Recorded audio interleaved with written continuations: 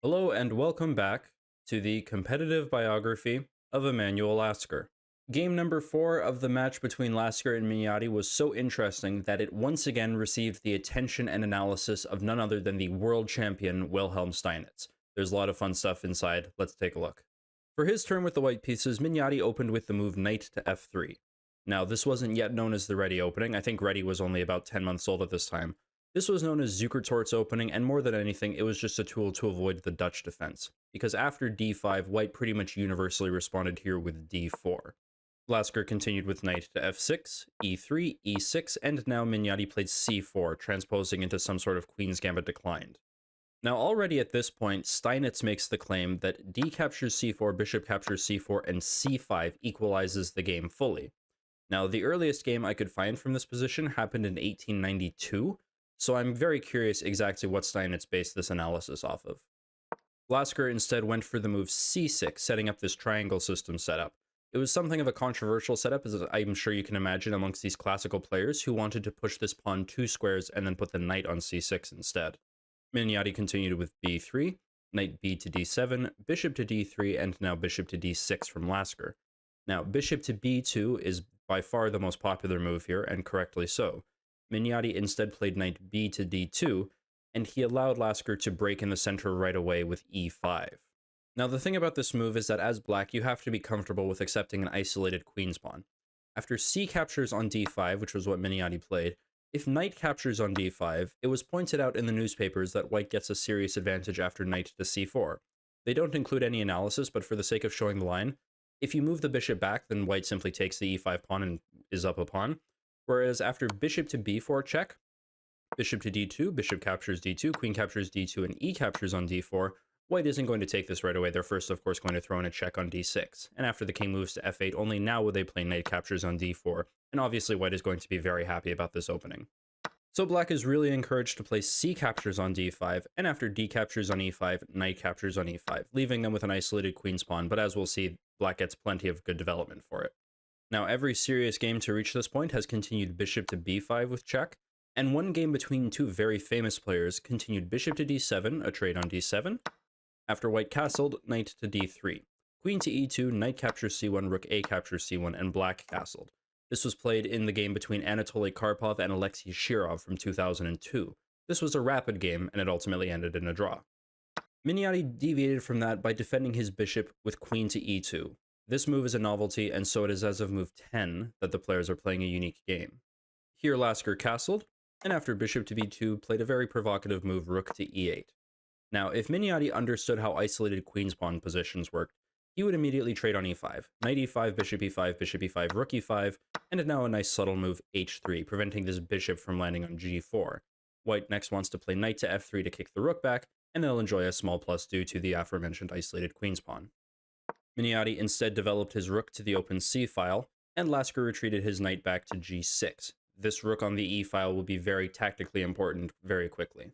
Now, we've already reached something like a critical position where Miniati has to choose the correct move. He really needs to give up the bishop pair on g6, bishop g6, hg6, and castles here. Black's bishop pair gives them equality in this opening, but again, the isolated queen's pawn means that it's just equality. Instead of that, Miniati played the move knight to d4, and while rook to c1 was perhaps questionable due to technical reasons, knight to d4 is objectively poor due to tactical reasons. Lasker pounced on the moment by playing knight to f4, taking advantage of the pinned e-pawn and attempting to fork these two pieces. The queen has to slide back to f1 and now knight to g4 even, and the tactics are about to get incredibly complicated. Now, the move considered by the press here was bishop to e2. However, it was rejected on account of the following tactic that's going to come up quite a bunch. Rook captures on e3. This is the start of a whole bunch of different variations. After f captures e3, knight captures on e3, white has two really main choices for where they want to put this queen. After queen to g1, knight f captures on g2 comes with check and wins the queen.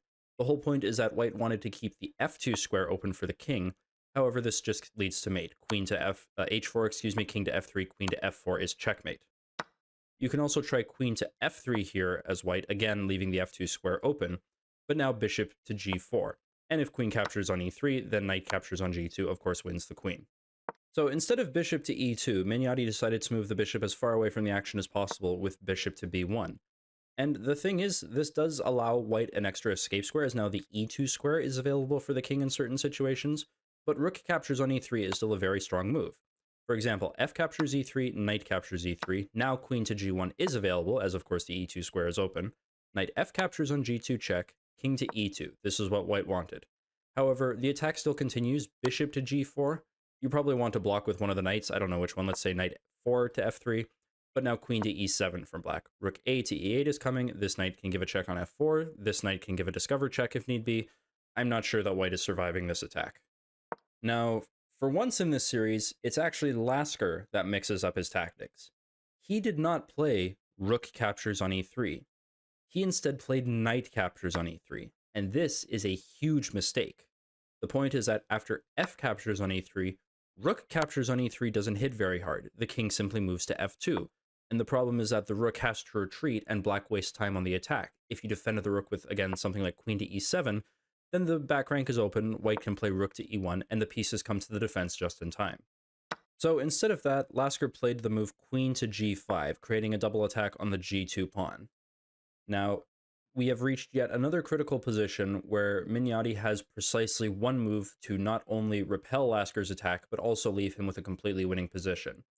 So, as per usual, what I want you to do is pause the video, see if you can find the move that Miniati has at his disposal here. Alright, 3, 2, 1. The correct answer, first of all, is to not worry too much about the g2 pawn. If the knight takes, the king can always slide over to f2. If the queen takes, then you're more than happy to trade queens here as white. So what you need to do is take advantage of this misplaced queen. How exactly do you do that? Knight 4 to f3 is one potential option. This doesn't lose for white, but after rook captures on e3, one serious problem that white faces here is that they don't actually have access to king to f2 in this position. This knight controls the e2 square, and this knight was set on d4 to do just that as well. Rook to e2 check, queen captures e2, queen captures on g2 check is now very serious, king to e3, queen captures on e2.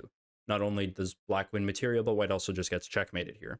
King to d4, queen to f2 check, king to c3, queen to e3 check, king to c2, and now bishop to f5 check. If the knight blocks on e4, then the queen can give mate on d3. If the king moves back to d1, then black gives mate on e2 instead. So white is forced to play the move king to d1, but now this bishop comes in on g4. There might still be enough gas for the attack here. If h3, we'll trade on f3, bishop captures f3, knight captures f3, and queen to g3. Next, black is going to play the move rook a to e8, and I'd still be very nervous here if I was white. So knight 4 to f3 is not the move. However, knight 2 to f3 is completely winning for white and is the move given by Steinitz.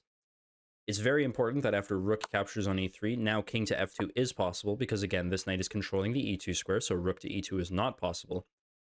After queen to e7, I admit that white still needs a couple of precise moves to still be winning here.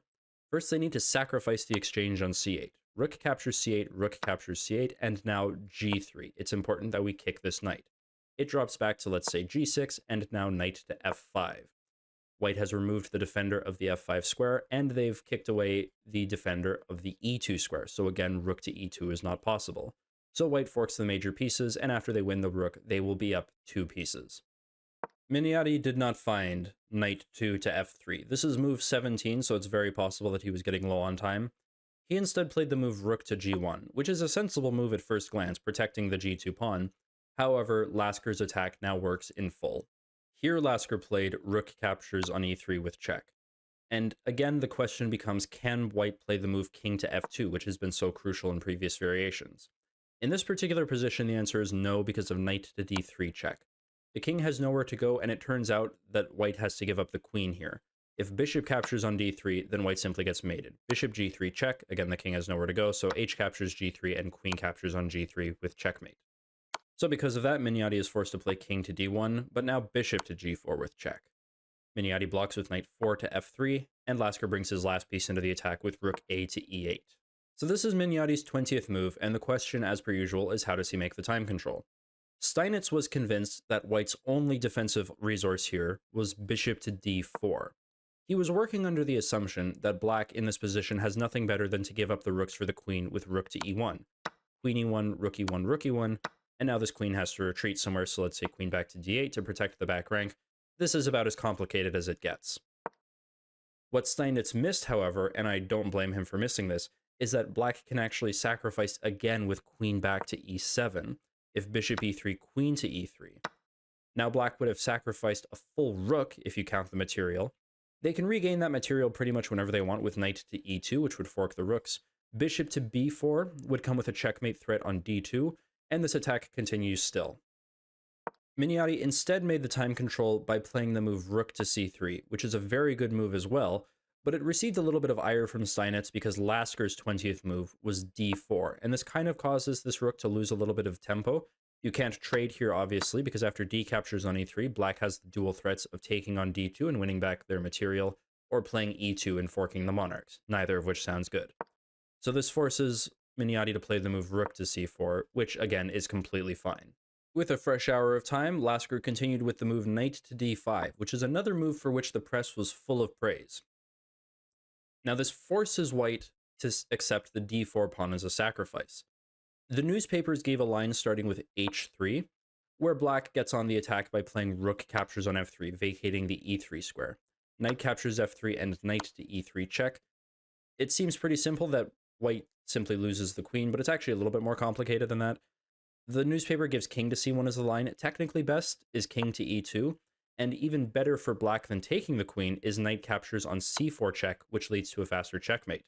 King to d3, bishop to f5 check, king captures c4, and rook to c8 check. King to d5, and now queen to f4, protecting this bishop and threatening bishop to e6 checkmate.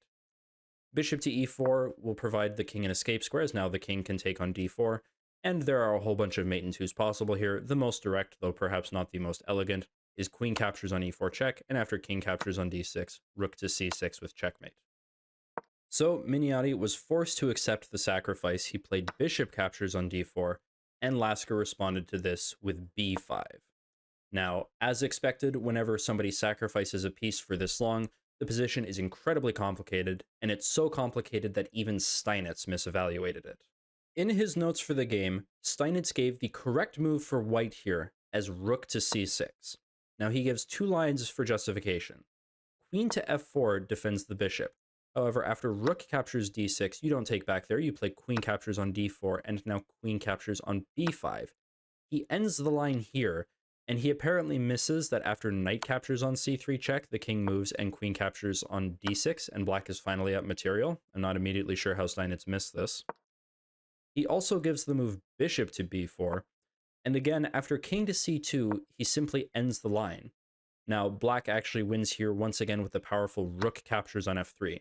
After knight captures on f3, no longer is knight to e3 check the threat, but simply bishop captures on f3, threatening queen to d2 checkmate.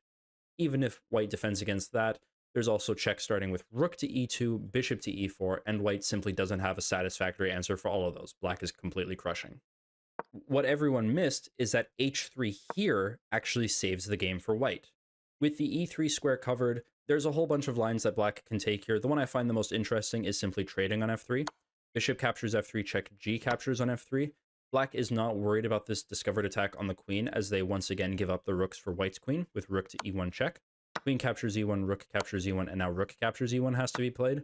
After b captures on c4, rook to e8 check from white. This forces bishop back to f8, and now white needs to find one more very precise move in knight to e4. They want to play the move bishop to c5 to, of course, go after this bishop, but they don't want to allow the move knight to c3 check. So this protects against that, and we have yet another very complicated endgame, as all of these endgames with imbalanced material are, but at the very least, white is not the one getting attacked anymore. Miniati missed the move h3, and he instead simply unpinned his knight with king to c2, and unfortunately for him, this loses. Lasker got his queen out of dodge with queen to d8, and the problem is that this rook here is still hanging. You can't put it on c6 because knight to b4 is a fork and simply wins the rook.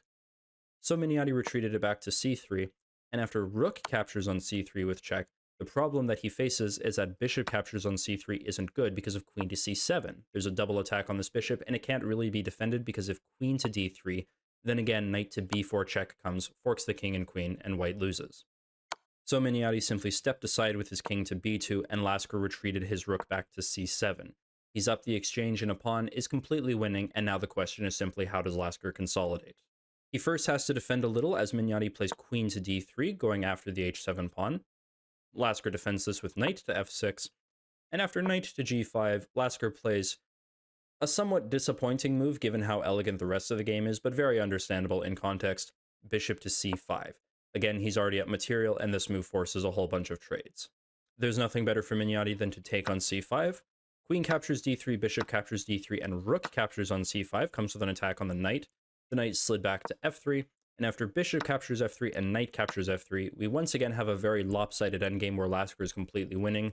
Miniati played this on for another 20 moves, but I don't feel like commentating that or putting you all through that, so I will simply jump to the end and say that it was here on move 50 that Nicholas Miniati resigned the game.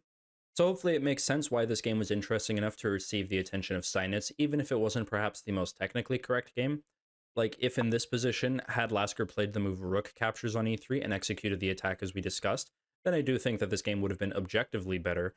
But even as it stood, knight captures on e3, while it could have been refuted, it wasn't, and it led to a very pretty attacking game from Lasker, even if he did end up consolidating into the endgame a little bit dryly. That was a little bit of a contrast to what came before, but it's still very good technique, and it got the job done. So with that, Lasker has taken a 2-0 lead in this match. As he only needs 3 wins to clinch the match, he either needs 1 more win or 2 more draws, and the match is his. The pressure is on Miniati to equalize, and we'll see just how well he does that in the next game with the black pieces. There's more chess to look forward to. I look forward to seeing you there. Until then.